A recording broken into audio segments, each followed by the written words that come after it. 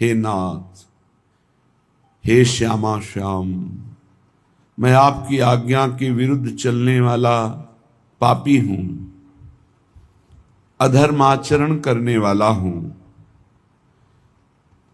क्या आप ऐसा समझकर हमारा त्याग कर देंगे? नहीं नहीं प्रभु, ऐसा आपको करना उचित नहीं है, क्योंकि जो भयरहित और सुकृत कार्यों की रक्षा करने की बात कही जाती है, उनकी तो रक्षा है ही, क्योंकि वो पुण्यवान हैं, वो प्राज्ञ हैं, वो ज्ञानी हैं। सही माने में रक्षा तो हम जैसों की होनी चाहिए कि हम पापी हैं, अधर्माचरण करने वाले हैं। पुण्यात्मा, सत्कर्मी, इनकी रक्षा करने की जरूरत ही नहीं, ये तो खुद बलवान हैं, इनके पुण्य हैं, सुकृत, इनके प्राज्ञ ज्ञान है, इनको ये बचा लेंगे अपने आप को। नाथ, मैं अज्ञानी हूं, पापी हूं, अधम आचरण करने वाला हूं। रक्षा तो हमारे जैसों की होनी चाहिए, क्योंकि जो स्वयं रक्षित है उसकी क्या रक्षा करोगे? वो तो पुण्यात्मा है, भजनानंदी है, जितेंद्रिय है, वो तो अपनी रक्षा कर लेगा। नाथ, रक्षा तो हमारे जैसों की होनी चाहिए। प्रभु, मुझ महान अधम असाधु की आप रक्षा नहीं करेंगे ना, तो आपका पतित पावन नाम है, दीन बंधु नाम है, ये कैसे सार्थक होगा? हे नाथ, हे करुणामय, आप मुझे कभी त्यागना नहीं। हे प्रभु, तावत प्रसीद कुरुणा करुणा ममंद, मा क्रंद मिंदुधर मर्षय मा विहासी। ब्रूहि त्वमेव भगवन् करुणार्णवेनु, त्यक्तास्त्वया कम परम शरणं ब्रजामः। हे प्रभु, आप पूछोगे कि क्या रक्षा चाहते हो? तुम अधम हो, पापी हो, तो क्या रक्षा चाहते हो? क्या तुम्हारी इच्छा है? तावत प्रसीद कुरुणा करुणा ममंद। हे करुणा में प्रभु, बस आपसे एक कृपा मांगता हूं कि जिस समय मृत्यु का समय हो और मैं असमर्थ हो रहा हूं आपके स्मरण से, उस समय आप मेरे बुरे आचरणों को ना देखकर, इसने जीवन में मेरी आज्ञा का उल्लंघन किया, पाप किया, अपराध किया, ऐसी बातें ना देख करके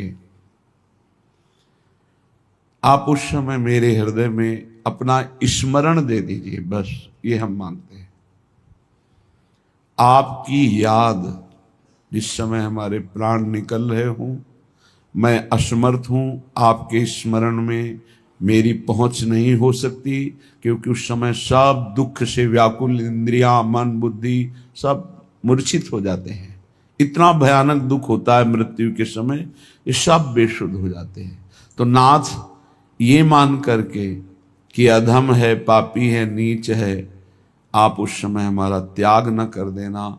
उस समय हमारी एक इच्छा है कि मृत्यु के पहले आपकी स्मृति आ जाए। ये बहुत बड़ी बढ़िया बात है।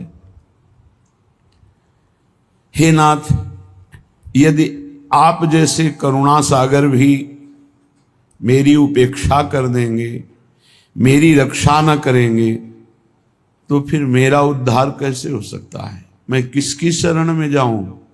कौन ऐसा है आप जैसा उदार? क्योंकि आपसे बढ़कर तो कोई है ही नहीं, आप जैसा भी कोई नहीं है। इसलिए मेरी अंतिम इच्छा ये पूर्ण हो कि जिस समय मेरा शरीर छूटने को हो,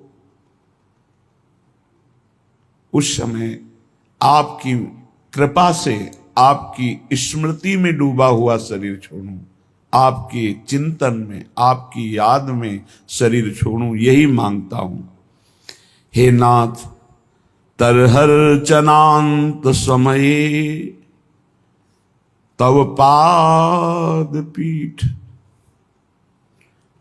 मालिंग निर्भर मभंगुर भक्ति भाजा, निद्रा निभेन विनिमोलित लोचनस्य, प्राणा प्रयान्तु मम नाथ तव प्रसादात्। करुणामयी, मैं आपकी पूजा भी नहीं जानता कि कैसे आपको रिझाऊं, कैसे आपको प्रसन्न करूं।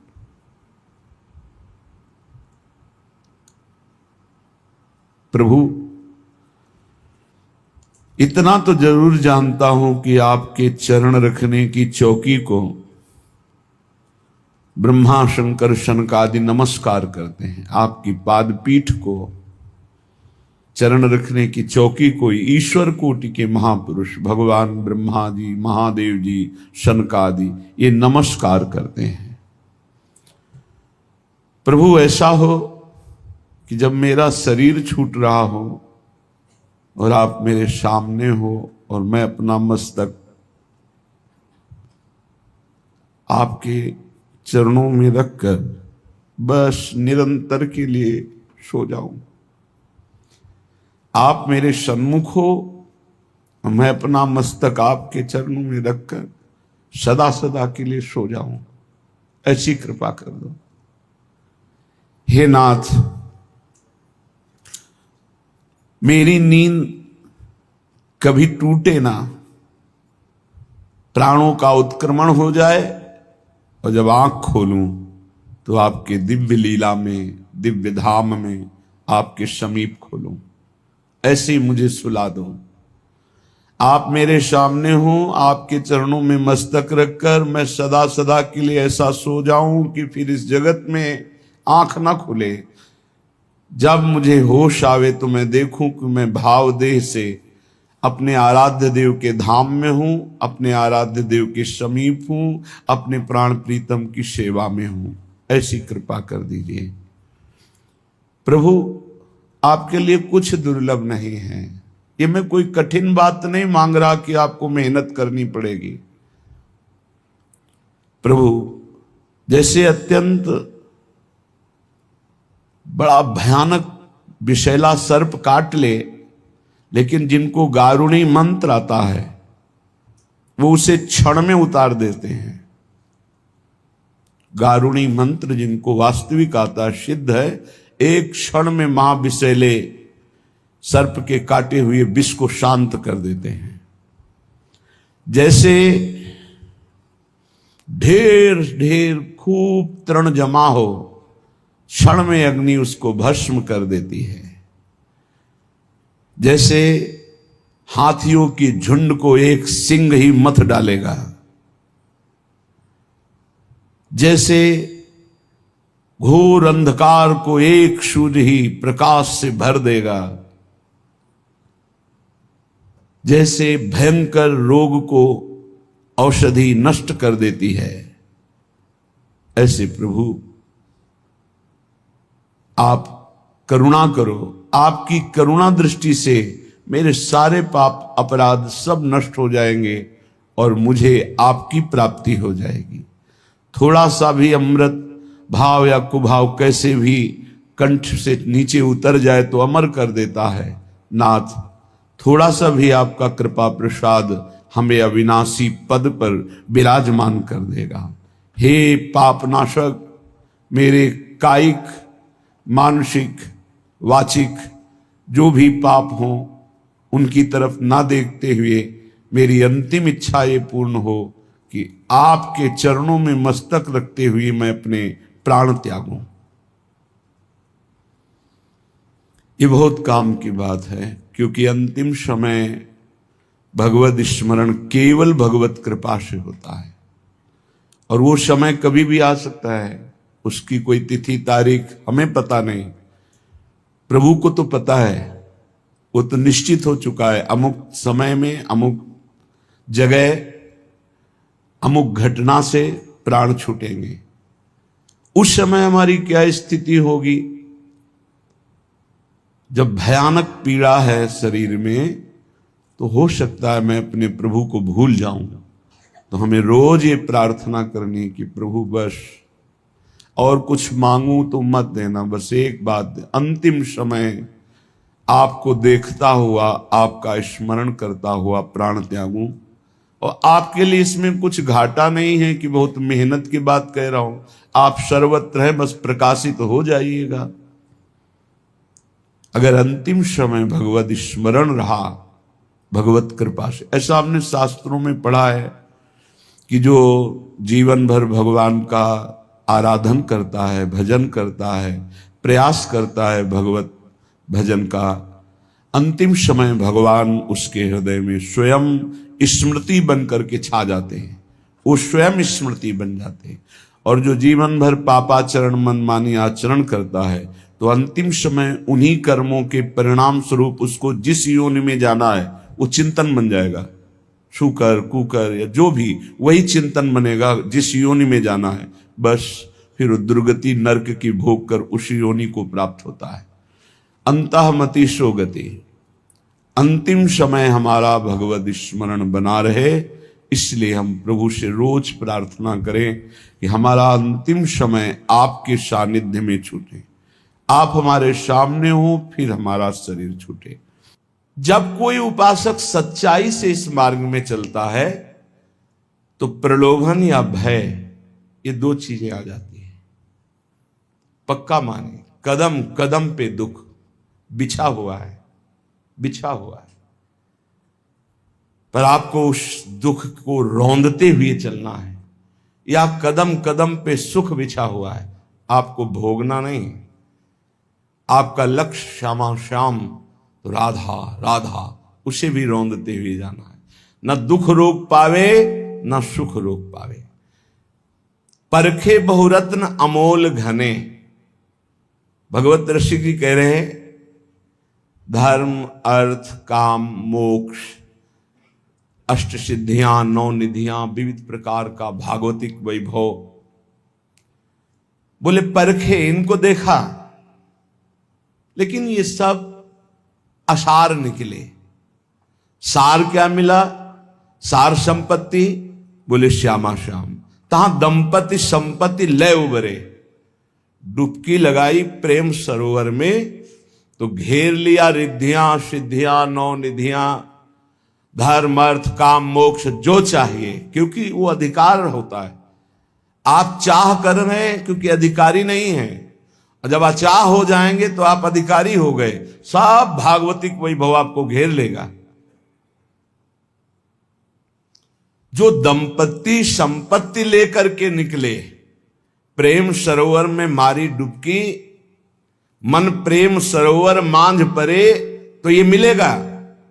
रिद्धियां सिद्धियां नौ निधियां, धर्म अर्थ काम मोक्ष, जो चाहिए भोगो लो। नहीं, मन प्रेम सरोवर मांझ परे जीव डुबकी लगाई, तो परखे बहुरत्न अमोल घने। देखा सब, रिद्धियां सिद्धियां नौ निधियां, धर्म अर्थ काम मोक्ष, लेकिन ये सब टिके नहीं प्रेम के आगे।